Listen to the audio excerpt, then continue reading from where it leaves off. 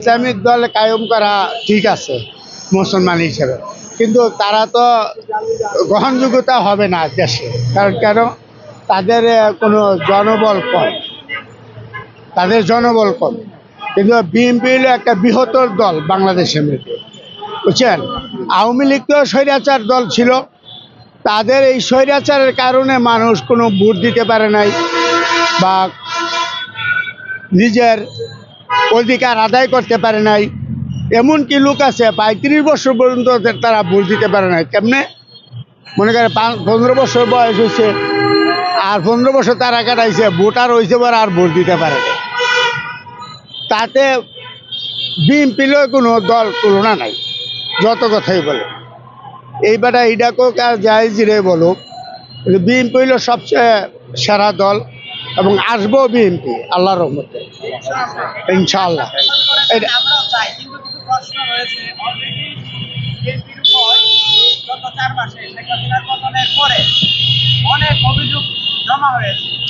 অভিযোগ যেটা জমা হচ্ছে, এটা হইল আপনার আওয়ামী লীগেরই কিছু দুষ্কৃতী লোক আছে, এটি ওই যে গিয়া নাম পালায় বিএনপির এটি কইরা, কিন্তু অরিজিনাল যারা বিএনপি করছে আর টর্চারিং হয়েছে তারা এই ধরনের কাজ করতে পারে না।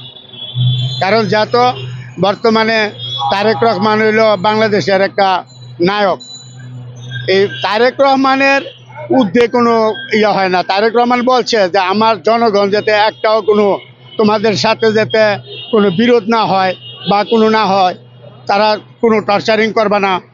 কিন্তু এইগুলি হইল এই দুঃশাসনের লোক কিছু আছে, তারাই এইগুলি করে।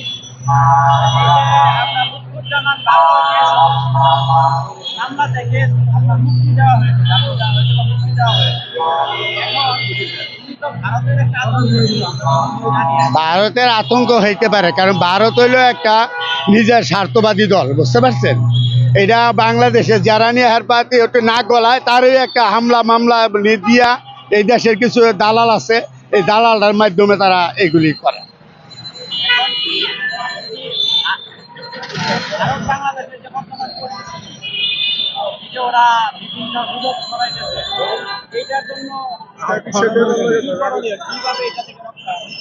শোনেন, ভারতের তারা বাংলাদেশে একজন হিন্দুরে আক্রমণ করছে না করছে এটা না জানি না, তারা একটা দুঃশাসন চালায়। কারণ তারা রাষ্ট্র বড় মনে করে আমরা যেটা বলি এটাই বুঝি কারেক্ট হয়ে যাব, কিন্তু আসল বেলা না, এটা সঠিক না।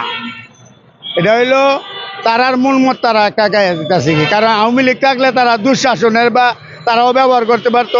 যদি অন্য দল আসে তারা আর এটার মধ্যে এত নাক গলাইতে পারবে না, এই জন্য তাদের একটু সমস্যা হইতেছে। ওকে, আসসালাম।